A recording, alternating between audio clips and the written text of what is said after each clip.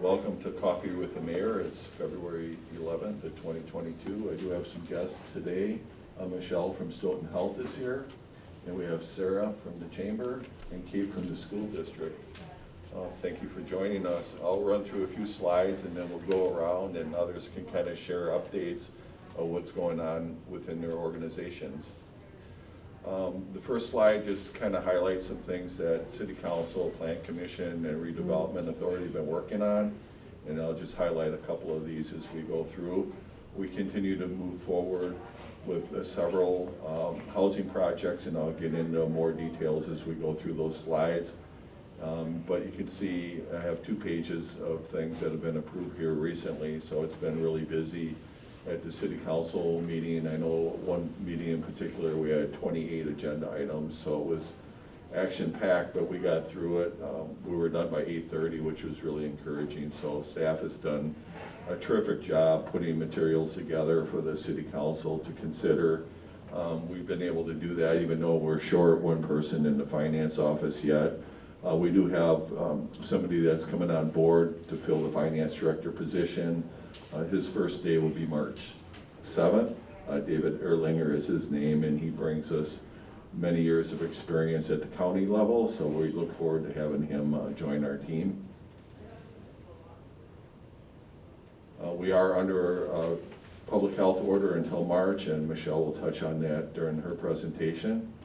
The next few slides will focus on the Riverfront Redevelopment area, and these are renderings from Potter Lawson, who is the architect for Kurt Brink's team. And you can see the area here is where the Public Works Garage was formerly. And the first building would be the one that we're calling the Blacksmith Building.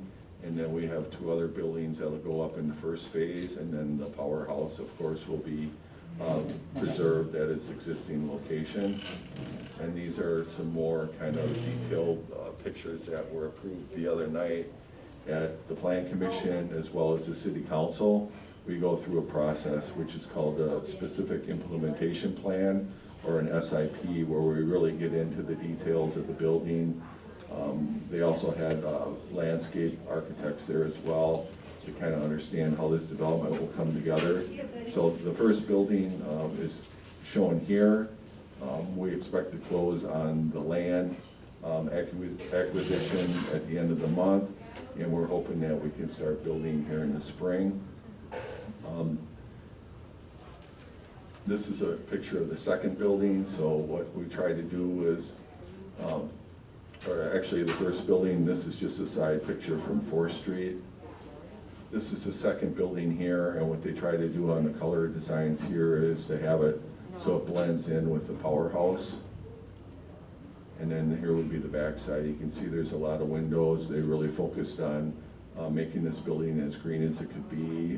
There'll be electric charging stations and solar panels as well.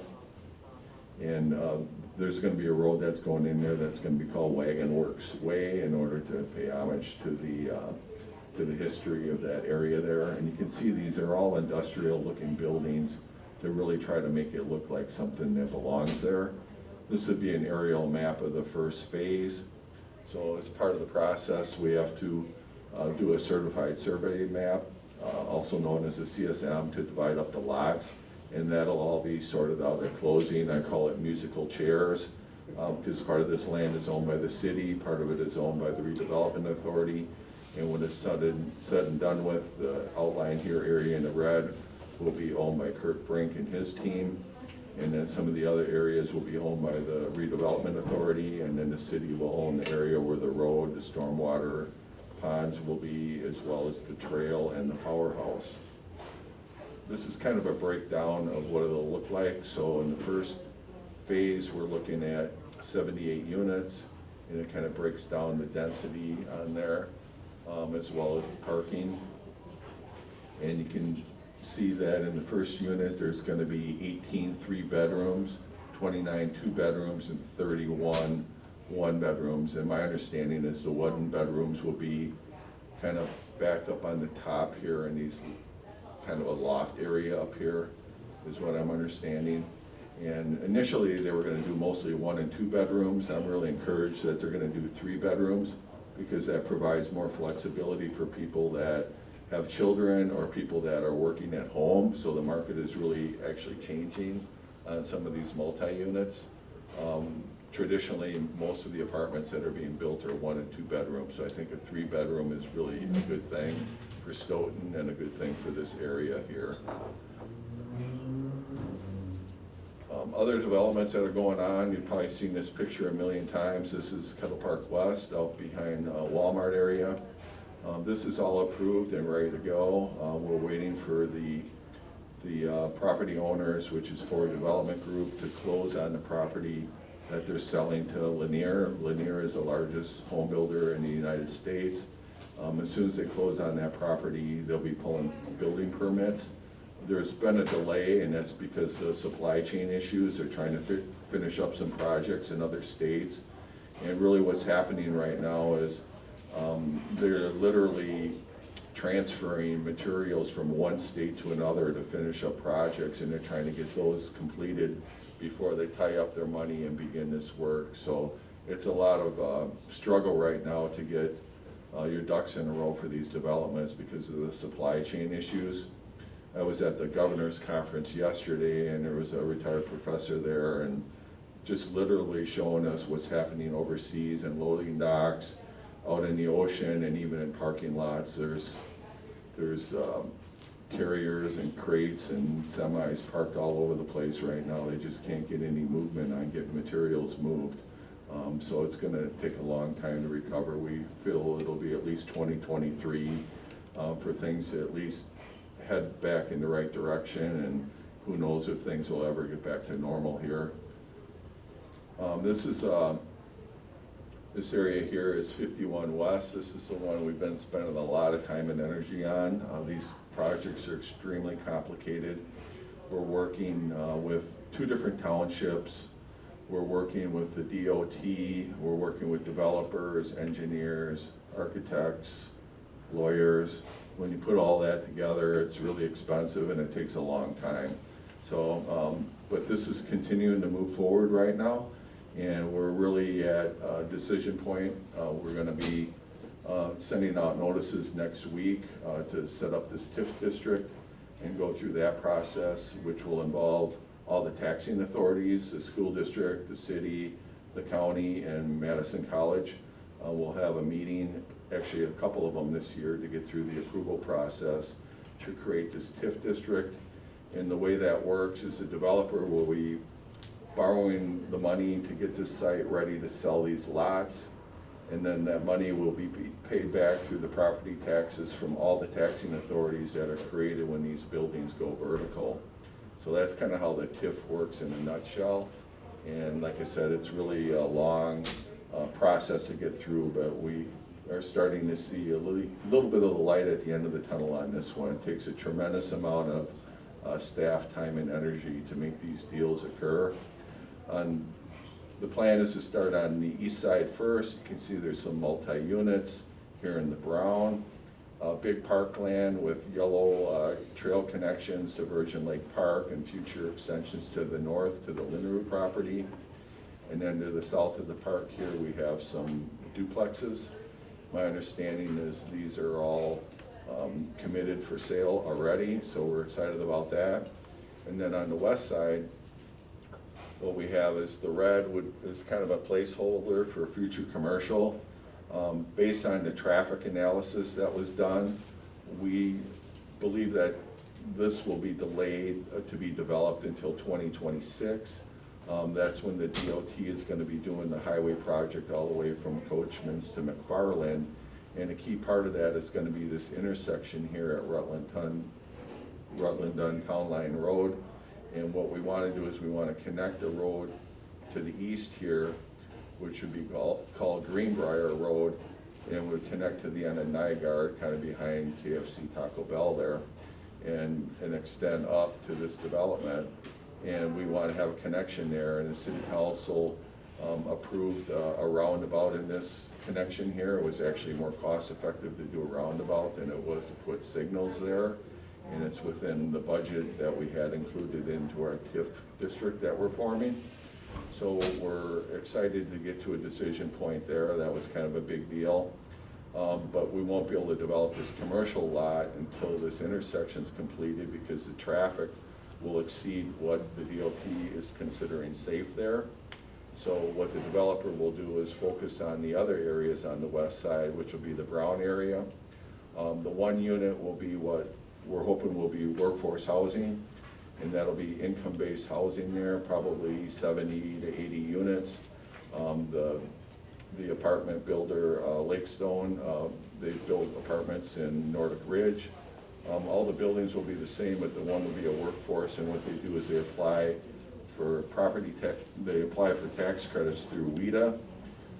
Back in December, there's two programs. There's a 4% and a 9% program incentive for the developers, and we probably won't know until April whether or not they were accepted for one or the other.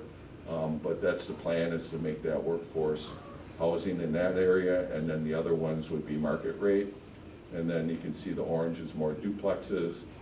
There's some fourplexes here, and then on the bottom here, in the yellowish orange is 9 single-family homes. So this is the one we've been spending most of our time and energy on here, especially in the last week. A couple of new developments that we have concept plans for. These will be at the Plan Commission next week. Crest subdivision. Crest is located off a racetrack road.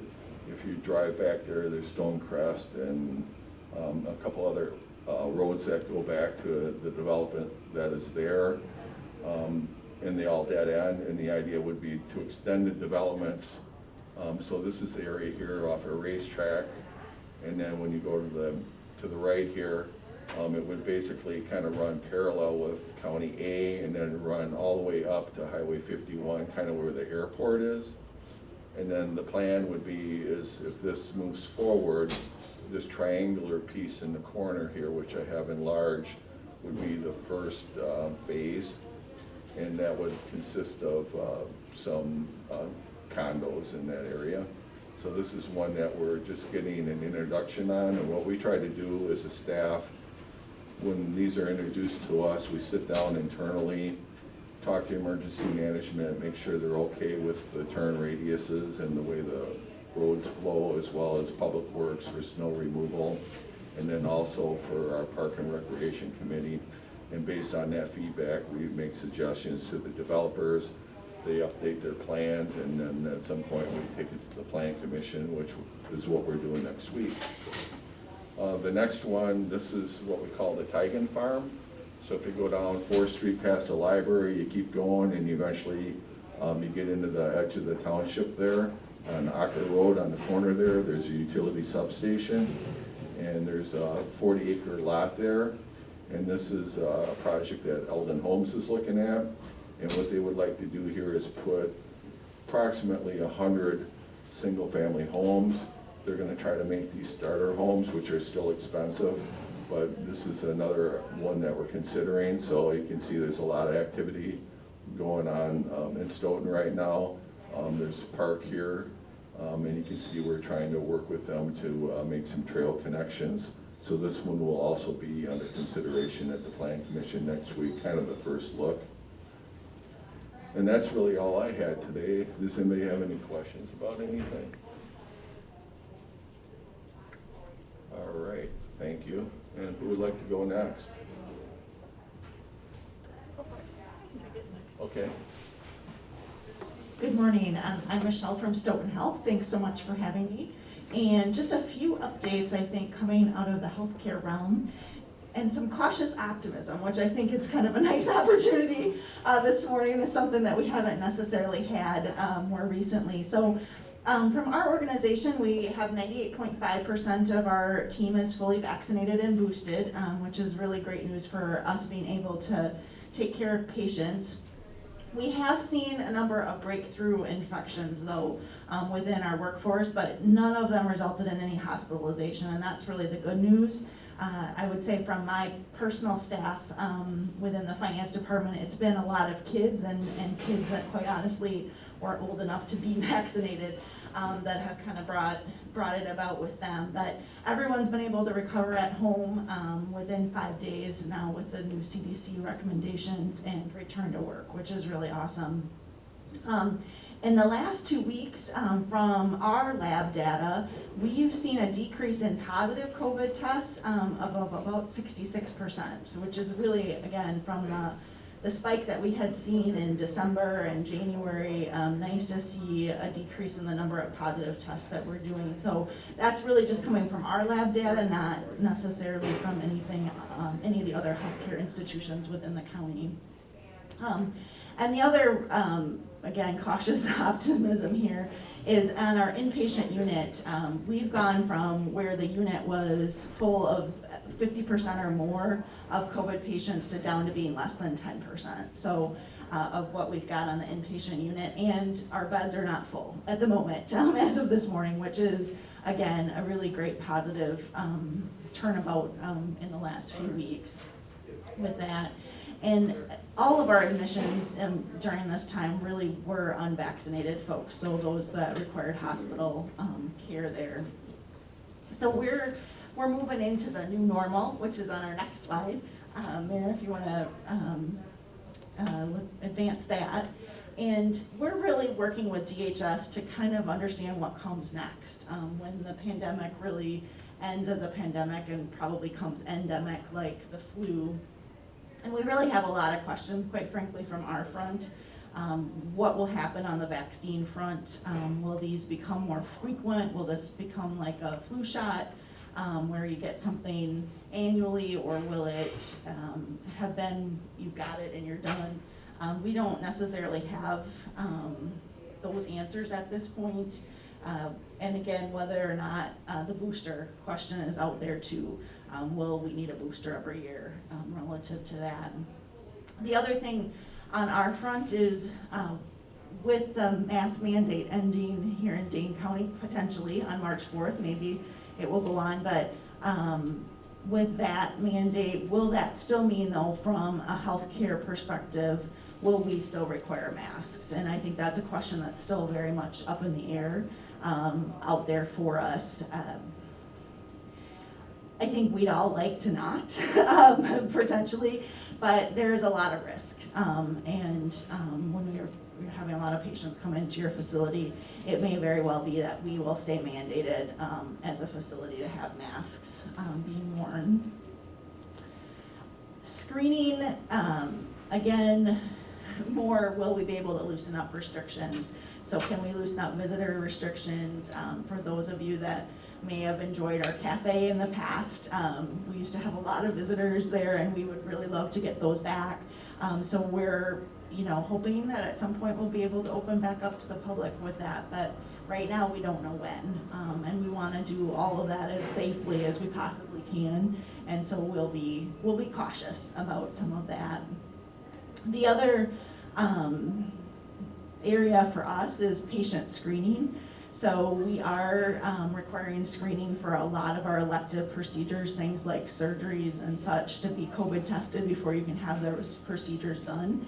And so we're really continuing to look at guidance from the CDC and from the various DHS and such about how that works going forward again in a new normal situation. So again, cautiously optimistic, but really sort of turning our attention to what a new normal might be. And I think the last item is just, if you advance my next slide, thank you, is drive-through testing. And one of the things that has come up for us is a number of regulations were waived during the public health emergency, and one of those is drive-through testing, and the fact that we can do that at a site that may not be within a hospital setting, like our community health and wellness center.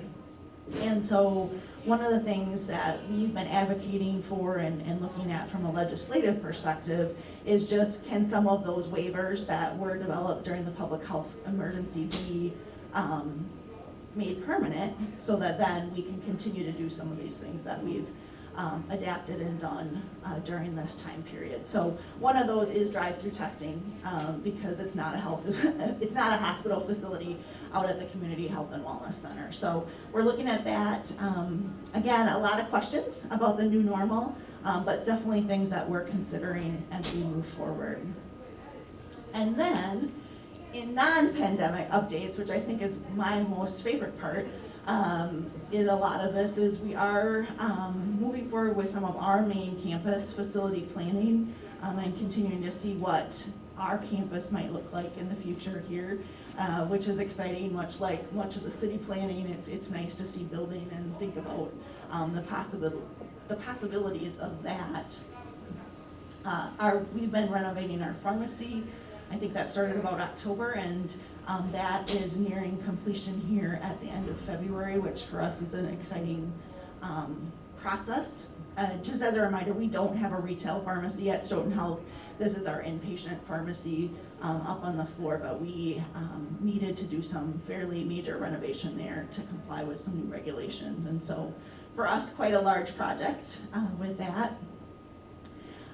We are within our window for our survey or our big 3-year audit with the Joint Commission. And this is a federal survey team that comes out. So we'll be looking to have them, it's a surprise visit, so we don't know when, but sometime here in the next 12 months, if not less. As I mentioned, our Community Health and Wellness Center, which is out on the corner of County B and 51, continues to serve as a site for drive-through testing and also hosting multiple blood drives. And one of the big things for us and our blood bank is that it has really taken its toll in the pandemic in terms of the number of donations. And so we would really encourage anyone that can take part in a blood drive to help, because those pints really do save lives when it comes down to it. So that is all occurring out in our Community Health and Wellness Center out there. Our McFarland Urgent Care, which we opened in June of 2021, continues to grow. We do see about 50% of all of the patients that we see there are new to our organization. So it is nice to see some growth and some folks that may not be acclimated to our hospital and our healthcare organization to be able to meet us through that facility and then potentially use us for other services should they need them. And then if you've been in town the last few days, you may have seen a huge semi in our Main Street parking lot. And we are just starting to look at some robotic technology for our OR. And that semi happened to host one of the robots, and we were able to go in and our orthopedic surgeon was able to do a test knee case using some of that technology, fake knee.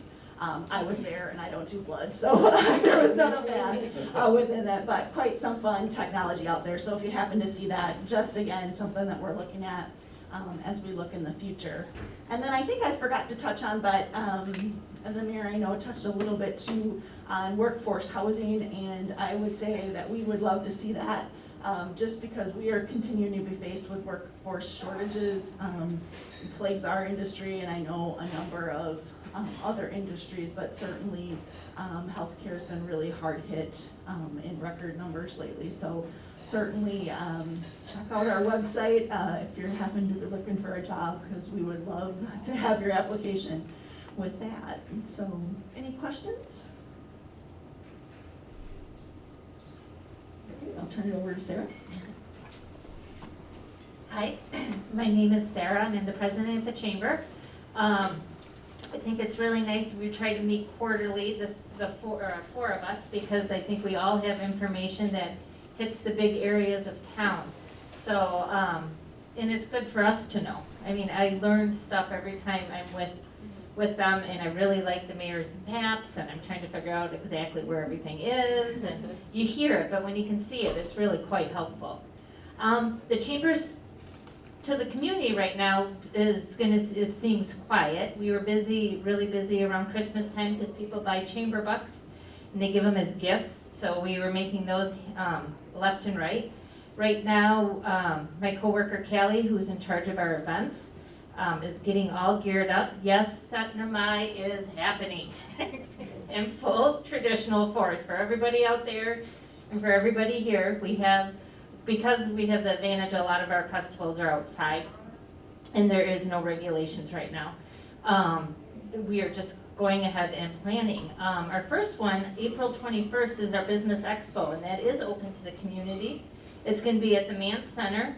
We'll have all our businesses that wanna participate set up. You can go around, hear about them, pick up some good goodies along the way, and we'll also represent the businesses that can't actually show up. That they'll have raffle baskets, we'll get you to go out to their businesses. So that will be coming up April 1st. And as Michelle was saying, we are trying to help our businesses find employees. We have a couple of different job boards on our website, one just with the jobs listed, but another one that appeals to more benefits. So if you are looking for a job that necessarily you have to have insurance. And then the businesses that want to participate, they have their logo and it goes right to their job board. So the hospital's on it, the school's on it, you know, they offer a lot of great benefits. Let's see, what else can I tell you about? You might notice, you see our storefronts downtown filling up. They're not all chamber members, but they are filling up. The chamber has been able to help chamber members and non-chamber members apply for grants. A lot of times they need letters from the city or the chamber, and that has just been great because it really does make the difference of people trying to open up those businesses, especially for those more historical businesses and the renovations that they've had to do. Just take a look at the Doughboy building up right down by the chamber, the one in the corner with the glass. That has been so fun to watch, and they've completely had to gut it out and clean it, and just to even learn the history about it is really quite amazing. So it's nice to be able to help those people out. Does anybody have any questions? You wanna touch on setting the mic, or not setting the mic, North Afternoon of Fun? Oh, we had North Afternoon of Fun on Sunday, and it was fun. There's a huge turnout, over 600, I think over 650 people attended. For the dancers, it's one of the biggest fundraisers between Norse and Setnamai, and we blew the records. So we made more money at this Norse than we've ever made. They had a lot of different fun, she shook it up a little bit. So that was fun. And being a dancer parent, it's always fun. I enjoy that day. And we announced a new king and queen. And we also had Citizen of the Year award. So it was just a nice community event. And I would say at least half of the people were from out of town. Or maybe not quite, but a lot of people came from out of town. Yeah, it was great. Yeah. And then we have an event tomorrow night, or tomorrow, the 175th. Oh, yes, the 107th, thank you for reminding me. I knew there was one more thing. So Stoughton is celebrating 175 years. And this whole year, the chamber is a part of the committee. This whole year, there's fun activities that are going on throughout town. And as the mayor said, tomorrow, we have a local orchard that has, I know they have at least 50 heirloom apples. And they created a cider, and in conjunction with Mershon Cidery, they have come up with a Luke Stoughton cider. And they're gonna have their little debut downtown tomorrow at Mershon Cidery. But they have a lot of fun things in the spring. They're gonna have a walking tour of the historical places in town. And they will have a little QR code, if you guys have seen it, it's a little square thing with all the squiggly lines, and if you have a phone, you can take a picture of it. I just kind of learned out how to do that. And it will tell you the history right there about that site. So that is really cool, and they're gonna try to raise money throughout this next year to do more permanent signage.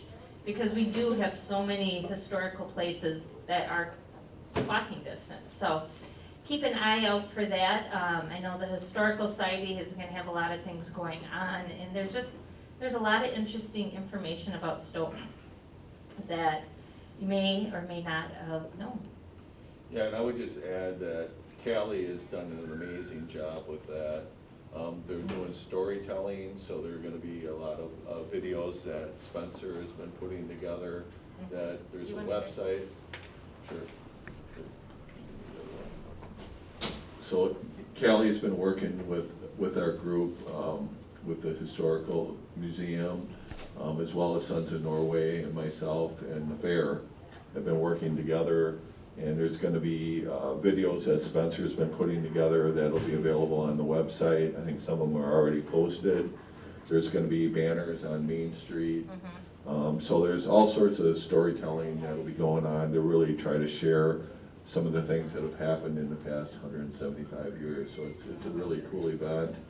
And as Sarah mentioned, the fundraising kind of kicks off tomorrow to help pay for all this. And the more money we can make, the more things that we can do to celebrate the 175th anniversary of Luke Stoughton coming to our town.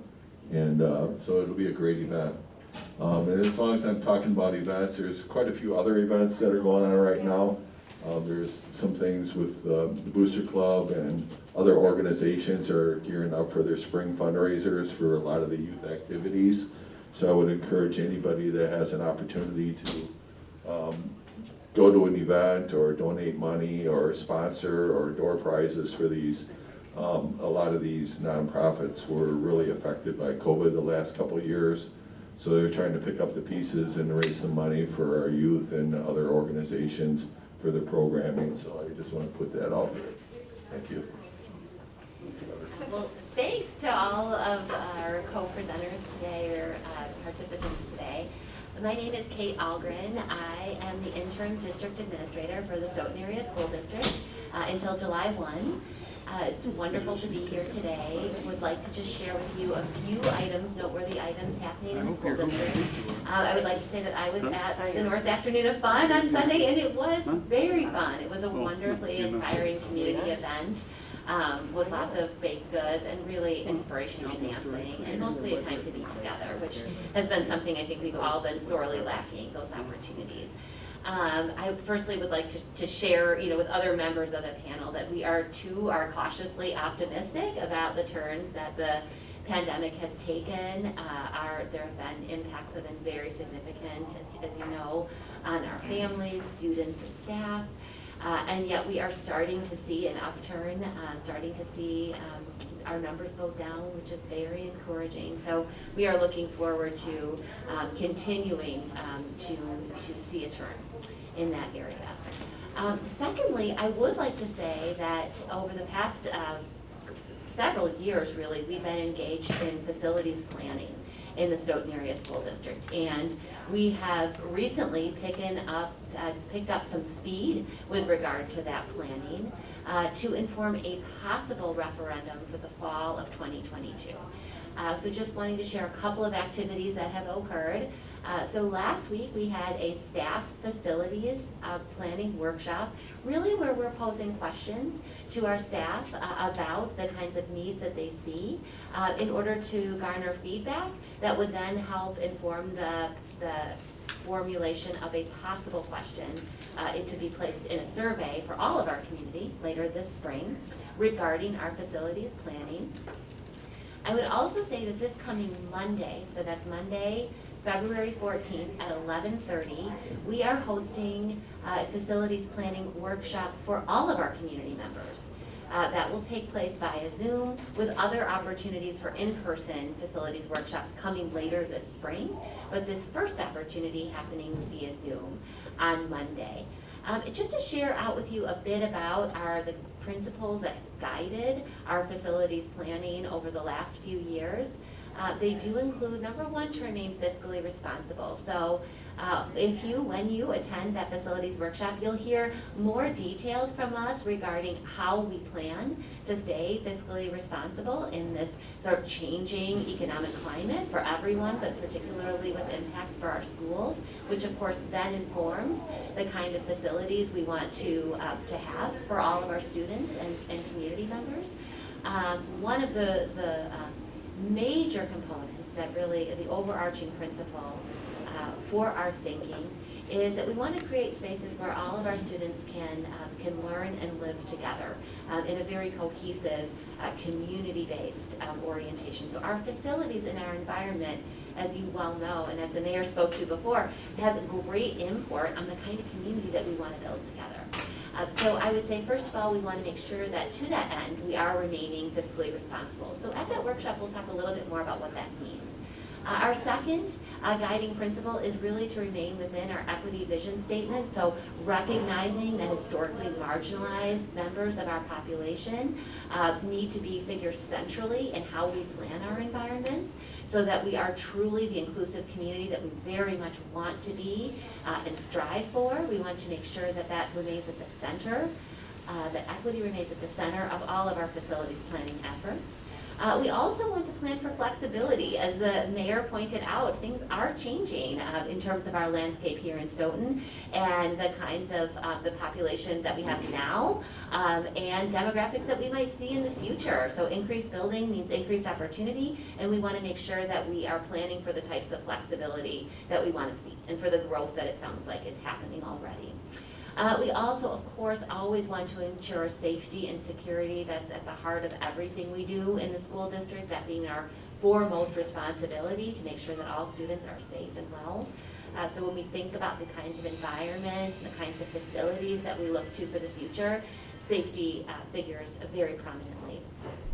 We also want to be sure that we are listening to community and staff input. So as I mentioned, our staff have been a part of this planning. As engaged as they have been and our families have been in planning for the impacts of COVID and the pandemic, we have also greatly appreciated that they were able to give us some beginning feedback to inform, again, that possible question for the survey and a possible referendum. So we have had one opportunity with them, and we will have more as the spring unfolds, and certainly more opportunities with our community as well. We also wanted to be sure that we're constructing community aspects, so, assets, so really thinking about how our schools can be welcoming to all members of our community, such an important part of what makes Stoughton, Stoughton. And lastly, we want to make sure that we are implementing sustainable practices. So we want to plan for the long view, not just in the short term or what our needs are now, but we really want to be thinking, forecasting out and looking at the arc that's yet to be. So we very much hope that members of our community will join us on Monday. And we have sent out information, which should be in mailboxes maybe today, perhaps yesterday, about how to join that Zoom. And also those opportunities for in-person opportunities in the future. And I would just mention one other in-person opportunity after Monday will be this coming Wednesday at 5:30 in the Kiganza Gym. And that will be an in-person opportunity for the same experience, really to get our community input and feedback for how we can plan for the Stoughton of the future. So those are just a couple of the exciting things that are going on in the school district. I guess one last thing would be that we are looking forward to welcoming families this coming week for conferences. So that's always really a time of great effort and intentionality on behalf of our staff to share out the progress of our students, to talk about areas of growth for our students, and really to welcome families into our space. We also have Zoom opportunities for family for whom that's a better match for them. So wanting to be truly as flexible as we can be to invite that family partnership. And we're very much looking forward to that. And lastly, I would just like to say what a wonderful opportunity to be part of this breakfast and, coffee. Look forward to more to come. Any questions?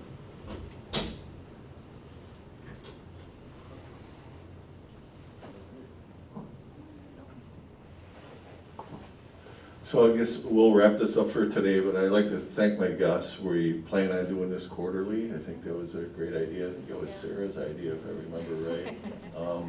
And I know Dan is normally here from Stoughton Health, so I appreciate Michelle being here. And Dan kind of coordinated some monthly meetings throughout COVID that we were all part of, and we'll continue to do that as we hopefully evolve into other issues other than COVID.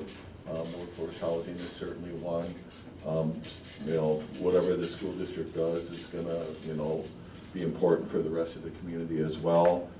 We have conversations going about Innovation Center and other initiatives that we'd like to partner with together. And, I'd like to thank Kate for being here. She's holding down at least 2 jobs right now, which is a big ask. They're both more than full-time jobs to begin with, so thank you for being here as well.